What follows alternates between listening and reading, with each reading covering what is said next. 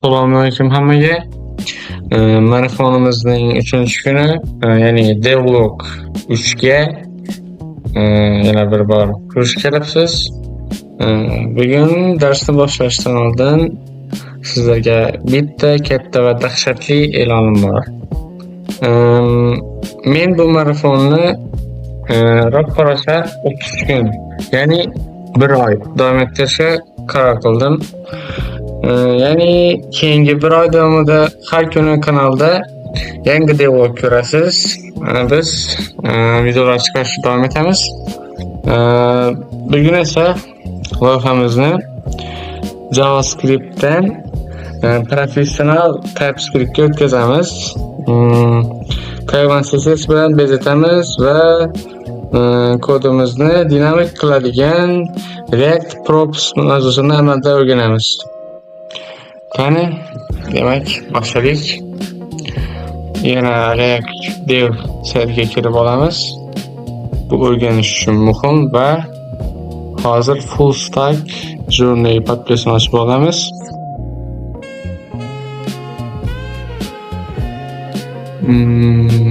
Demak, shu bo'ldik.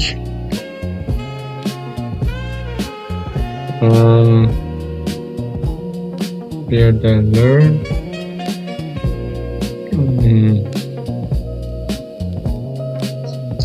JSX ni hozircha unchalik ishlatmaganimiz ma'qulroq.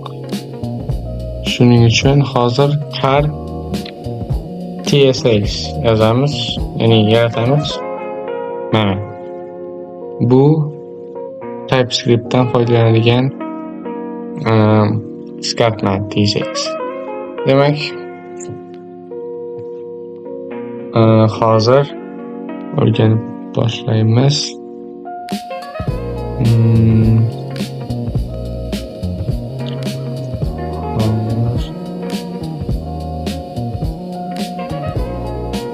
JSX ni yozdik.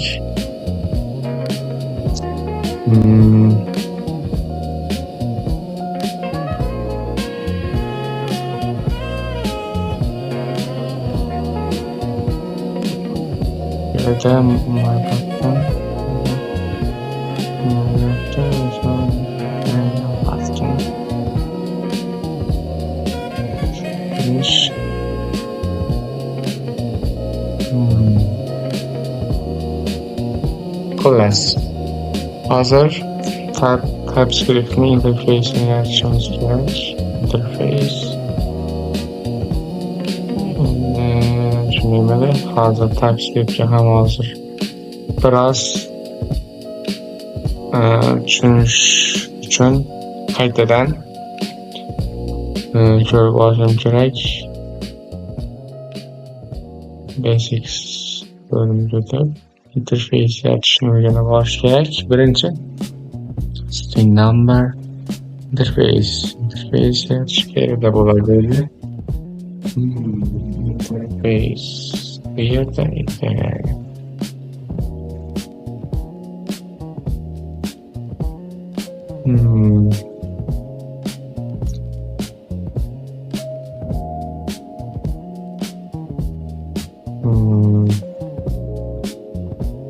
yana boshqacha narsalar bor.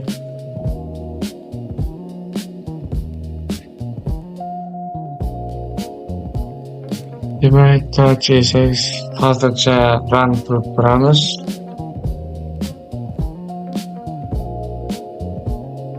O'tgan darsdagi, ya'ni o'tgan o'rganish devlogimizdagi Python CSS kodlari, ya'ni ulangan kodlari hozir turibdi. Lekin kart yaratilmagan. Afsuski, kartni negadir Python CSS yarata olmadim. 1-2 ta muammolar bo'ldi. Shunga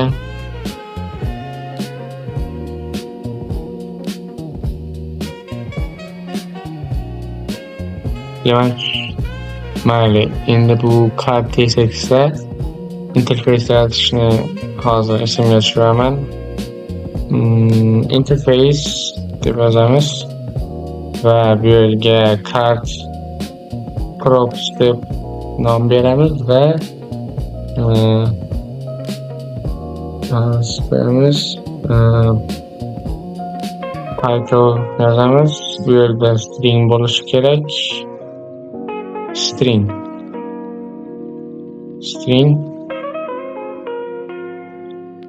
va bu yerda kichkina bo'lishi kerak edi menimcha.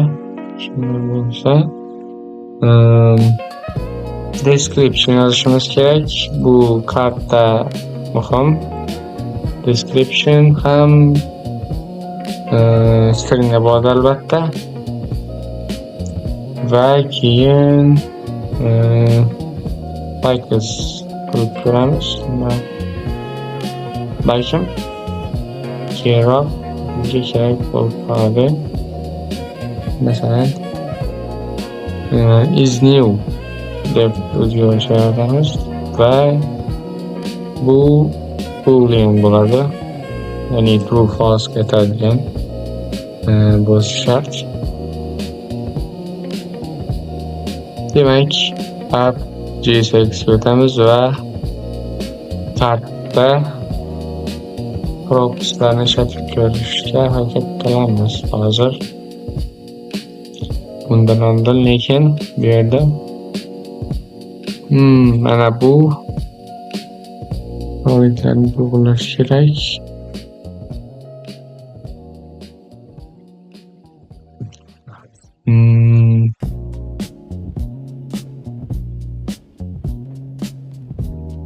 Demak,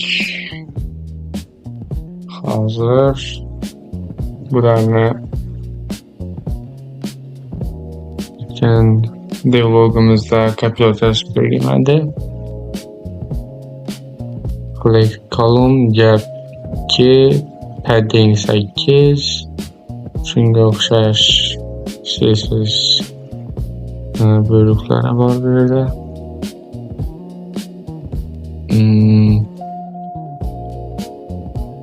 Plus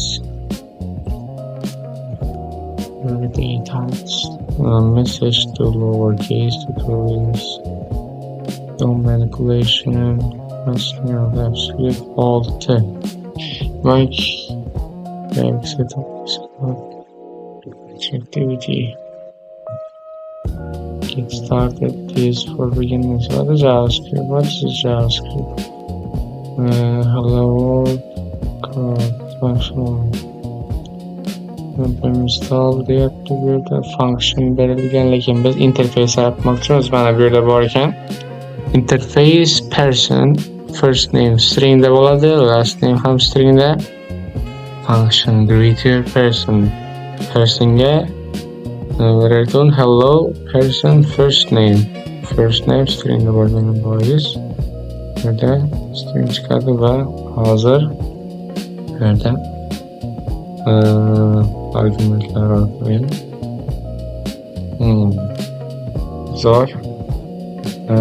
Xullas tushlikcha propsni o'rganishga harakat qilamiz. Bu yerda TypeScript qo'shilgan. Bu yerda hozircha Tailwind CSS unchalik ulanmayapti. Tailwind CSS hozir uzun yo'ldan kod yozishga urinib ko'rsamchi.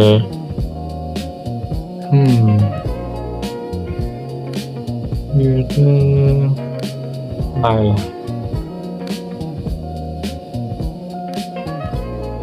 Bizga div shart emas, bu yerda xatolik bor. Wow. Demak, div box deb qo'yamiz. Wow. Demak, box bo'lsa bu yerda lekin CSS ishlatish kerak. Flex column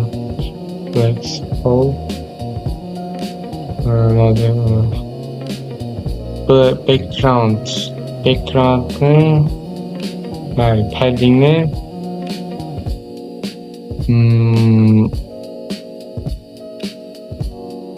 on qilsak, kim backgroundni qanday o'zgartirish mumkin? Masalan, ham biroz bo'lishimiz kerak. Docs. Styling. Bu yerda bor edi. Backgroundni BG deb ekanmiz. BG white. Shunda lekin ammo biroq o'xshamadi. Bu yerdagi bu kodlarni ko'chirib olsak hozirgina wow. Lekin baribir ulanmadi. Chunki bizda xatoliklar bor, afsuski. Buni kelajakda albatta to'g'rilab qo'yamiz. Plus props. Bunga kartga props yozish kerak.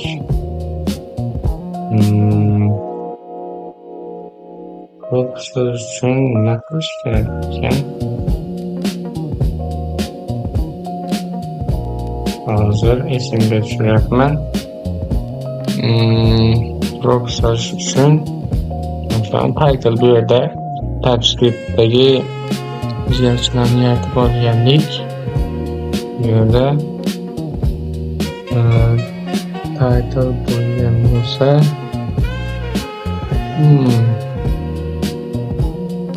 expectations kerakmidi.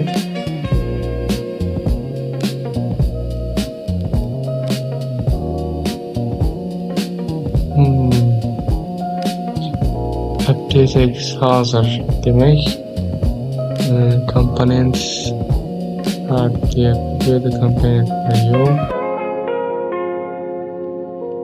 Function app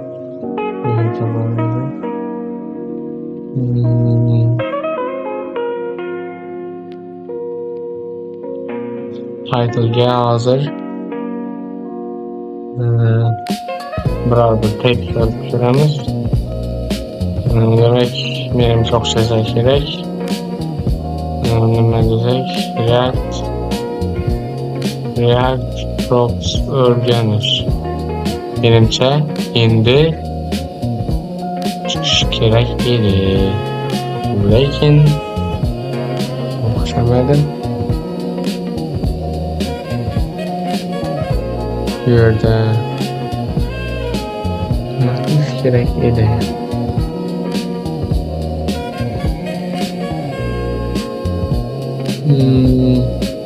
Description yozib qo'yamiz. Hozircha ishlamasa ham description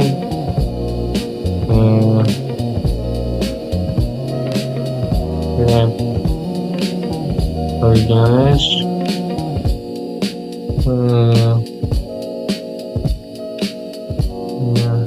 hozircha shular yetarli menimcha.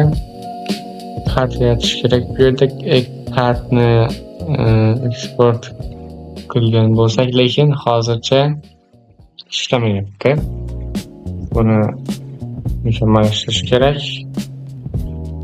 Xullas, hozircha sizlarga shuni aytmoqchimanki,